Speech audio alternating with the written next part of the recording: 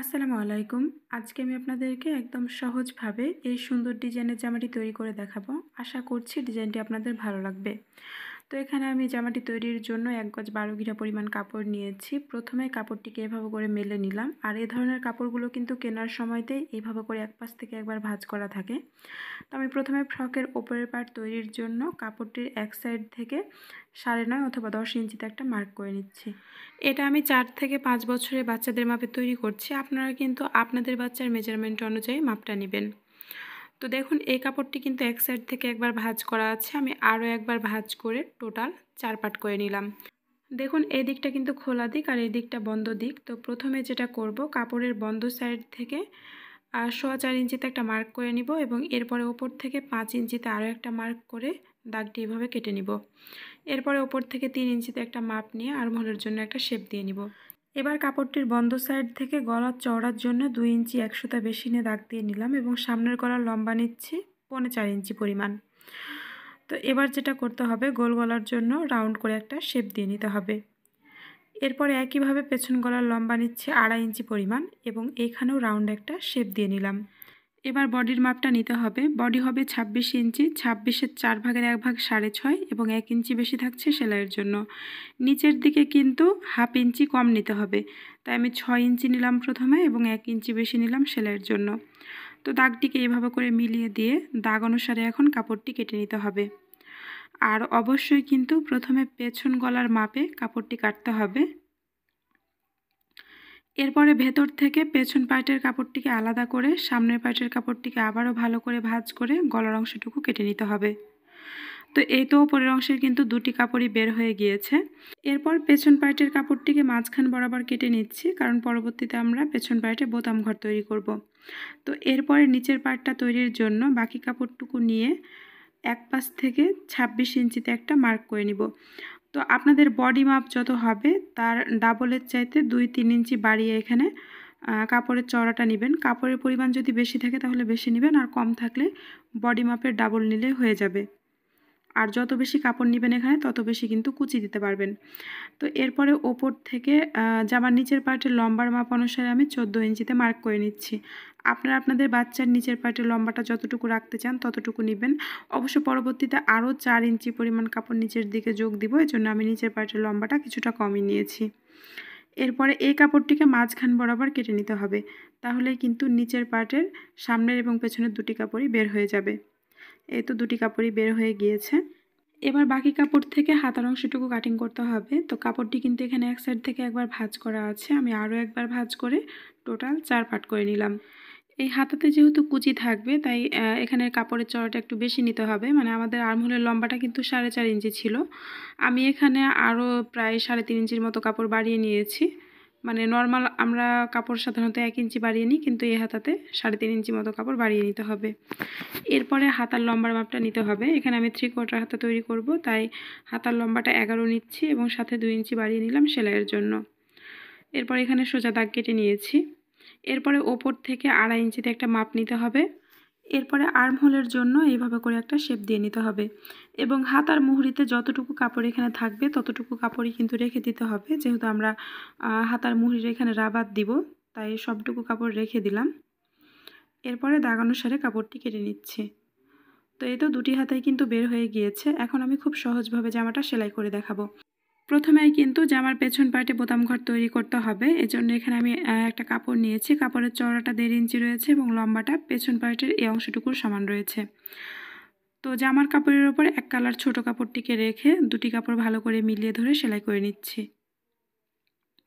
অবশ্যই জামার কাপড়টিকে কিন্তু সোজা করে রাখতে হবে এবং তার উপরের ছোট কাপড়টিকে উল্টো করে রাখতে হবে। তো কাপড়টিকে এইভাবে করে উল্টো পাশে ভালো করে ভাঁজ করে এই কাপড়টিকে ভিতরের দিকে এইভাবে আরও একবার ভাঁজ করে সেলাই করে নিচ্ছি। তো অন্য পাশটা কিন্তু একটু আলাদাভাবে সেলাই করতে হবে, আর এজন্য এখানে আমি ২ ইঞ্চি পরিমাণ চওড়া একটা কাপড় নিয়েছি। এরপরে এখন জামার কাপড়টিকে উল্টো করে রাখতে হবে এবং এর ওপর এই ছোট কাপড়টিকেও উল্টো করে রাখতে হবে। এরপরে দুটি কাপড় একসাথে ভালো করে মিলিয়ে ধরে সেলাই করে নিতে হবে। এরপরে এই যে ছোট কাপড়টিকে সোজা দিকে এইভাবে করে ভাঁজ করে এই অংশটুকু সেলাই করে নিতে হবে। তো এভাবে করে আপনারা খুব সহজেই কিন্তু জামার বোতাম ঘরের অংশটুকু সেলাই করে নিতে পারেন। এই তো দুটি পাশই সেলাই করা কমপ্লিট হয়ে গিয়েছে। এখন কাপড় দুটিকে সোজা করে রাখতে হবে এবং এর ওপর জামার সামনের পার্টের কাপড়টিকে উল্টো করে রাখতে হবে। এরপরে কাপড় দুটিকে ভালো করে মিলিয়ে ধরে কাঁধের অংশটুকু সেলাই করে নিতে হবে। আর কাঁধের অংশে কিন্তু একবার সেলাই করার পর আপনারা অবশ্যই ডাবল সেলাই দিয়ে নেবেন। আমি অফ ক্যামেরায় ডাবল সেলাইগুলো দিয়ে নিব।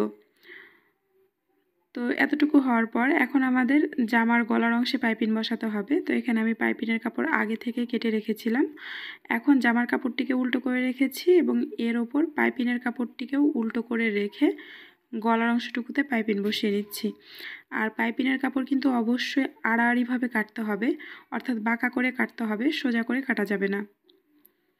তো এরপরে সেলাইয়ের বাইরের কাপড়ে কিছু দূর পর পর ছোটো ছোটো করে কয়েকটা কাট বসিয়ে নিতে হবে। এরপরে জামার কাপড়টিকে সোজা পাশে উল্টিয়ে পাইপিংয়ের কাপড়টিকে সোজা দিকে এইভাবে করে ভাঁজ করে এই অংশটুকু সেলাই করে নিতে হবে। তো এই অংশটুকু সেলাই করার পর এখন আমাদের বাকি কাপড়টুকু এইভাবে করে দুইবার ভাঁজ করে বাকি অংশটুকুও সেলাই করে নিতে হবে। তো আপনারা যদি এই নিয়মে পাইপিংয়ের কাপড়টা সেলাই করেন তাহলে একদম ফিনিশিংভাবে সেলাইটা করতে পারবেন। আর এই জন্য অবশ্যই আপনাদেরকে পাইপিংয়ের কাপড়টিকে বাঁকা করে কাটতে হবে, অর্থাৎ আড়াআড়িভাবে কাটতে হবে। তো এই তো আমাদের কিন্তু পুরো গলার অংশে পাইপিং বসানো কমপ্লিট হয়ে গেল। তো পাইপিংটা বসানোর পর এখন আমাদের জামার সাথে হাতাটা জোড়া দিতে হবে, অর্থাৎ জামার সাথে হাতার কাপড়টা জোড়া দিতে হবে। তো হাতাটা জোড়া দেওয়ার জন্য এখানে আমি জামার কাপড়টিকে সোজা করে রেখেছি এবং এর ওপর হাতার কাপড়টিকে উল্টো করে রেখে দুটি কাপড় এইভাবে করে একসাথে মিলিয়ে ধরে কিছুটা অংশ এইভাবে করে সেলাই করে নিলাম। তো কিছুটা কাপড় সেলাই করার পর এখন জামার কাপড়ের মিডিল পয়েন্ট এবং হাতার কাপড়ের মিডিল পয়েন্ট এইভাবে করে মিলিয়ে ধরে বাকি কাপড়টুকু দিয়ে এই অংশটুকুতে কুচি দিয়ে নিচ্ছি।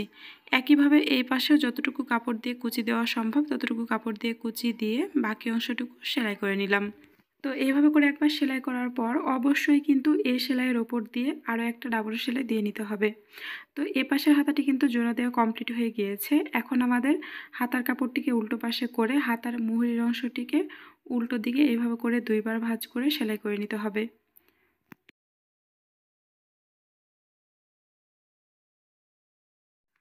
হাতার মুহুরিটা সেলাই করার পর এখন আমি ওপরের দিকে প্রায় 1.25 ইঞ্চি ওপরে একটা দাগ কেটে নিয়েছি, সোজা করে দাগ কেটেছি এবং 7.5 ইঞ্চি পরিমাণ লম্বা একটা রাবার নিয়েছি। এখন এই দাগের ওপর রাবারটিকে টান টান করে রেখে মানে এইভাবে করে রাবারটিকে টেনে তারপরে রেখে সেলাই করে নিচ্ছি।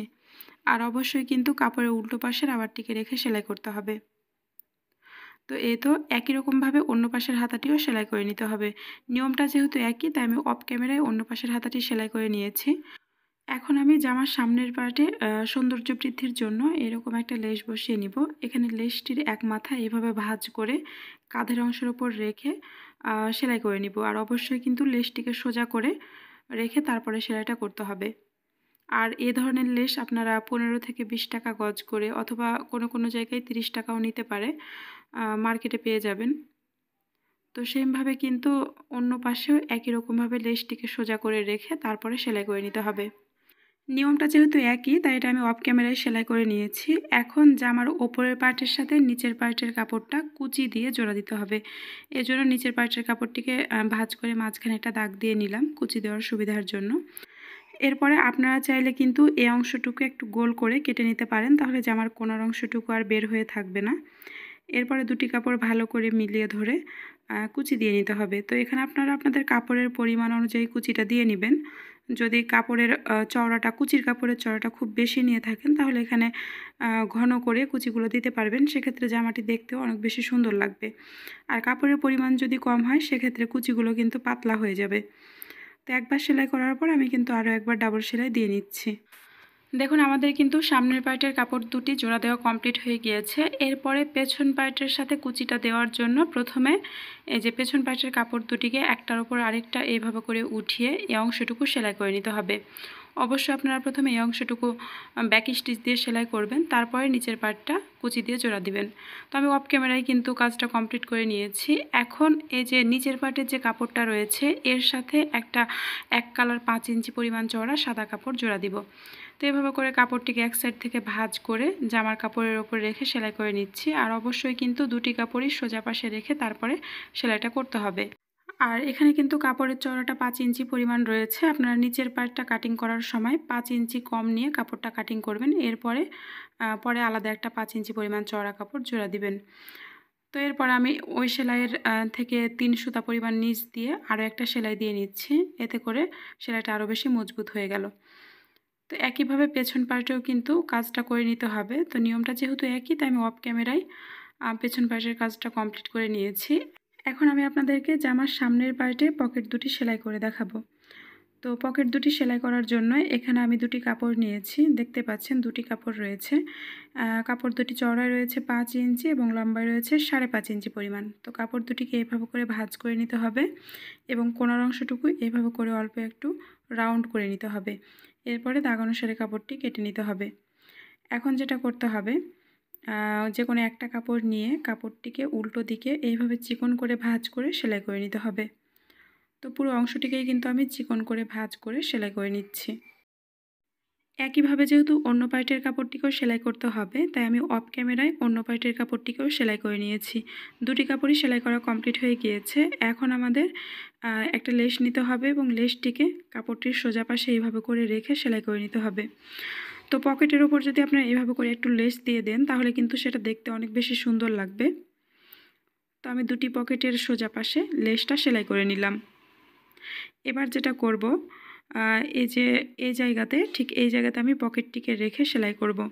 তো আপনারা কিন্তু চাইলে জামার সামনের পার্টের বিভিন্ন জায়গায় বিভিন্ন অ্যাঙ্গেলে পকেটটিকে রেখে সেলাই করতে পারেন। তো আমার কাছে এই জায়গাটিতেই পকেটটি সেলাই করা বেশি ভালো মনে হয়েছে। মানে আমার মনে হয়েছে যে এই জায়গাতে পকেটটা সেলাই করলে সেটা দেখতে বেশি সুন্দর লাগবে।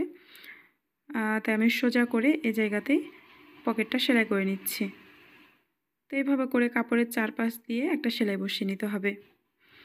আর অবশ্যই কিন্তু লেসটিকে উল্টো দিকে ভালো করে ভাঁজ করে তারপরে এই অংশটুকু সেলাই করতে হবে। তো এই তো আমাদের কিন্তু একটা পকেট সেলাই করা কমপ্লিট হয়ে গিয়েছে। সেমভাবে কিন্তু অন্য পাশের পকেটটিকেও সেলাই করতে হবে। তো নিয়মটা যেহেতু একই, তাই আমি একই নিয়মে অফ ক্যামেরায় অন্য পাশের পকেটটিও সেলাই করে নিয়েছি। এখন জামার কাপড়টিকে উল্টো পাশে প্রথমে ভালো করে ভাঁজ করে নিতে হবে এবং জামার হাতা থেকে একদম নিচ পর্যন্ত সেলাই করে নিতে হবে। আমি চেষ্টা করেছি একদম সহজভাবে আপনাদেরকে এই জামাটি তৈরি করে দেখানোর জন্য। তারপরও যদি ভিডিওর কোনো অংশ বুঝতে কোনো প্রবলেম থেকে যায়, অবশ্যই আমাকে কমেন্ট করে জানাবেন। আর আমি কিন্তু কোমরে এইভাবে করে ফিতা বসিয়ে নিচ্ছি। ফিতা বসানো যেহেতু খুবই সহজ, তাই এটা আর বিস্তারিত দেখাইনি বা ফিতা করার নিয়মটাও আপনাদেরকে দেখাইনি, যেহেতু সবাই নতুন পুরাতন সবাই ফিতাটা তৈরি করতে পারবেন। তো দেখতে পাচ্ছেন আমি ওপর থেকে নিচ পর্যন্ত সেলাই করে নিলাম। সেমভাবে কিন্তু অপর পাশটিও সেলাই করতে হবে। তো দুই পাশ সেলাই করার পর এখন আমি জামার নিচের অংশটুকু সেলাই করব। এর জন্য নিচের অংশের কাপড়টিকে উল্টো দিকে প্রথমে চিকন করে একবার, এরপরে একটু চওড়া করে আরও একবার ভাঁজ করে সেলাই করে নিচ্ছি। তো এভাবে করে কিন্তু পুরো নিচের অংশটুকু ঘুরিয়ে সেলাই করে নিলে পুরো জামাটা তৈরি করা কমপ্লিট হয়ে যাবে। আশা করছি জামার ডিজাইনটা আপনাদের ভালো লেগেছে। ভালো লাগলে প্লিজ একটা লাইক দেবেন। সবাই ভালো থাকবেন।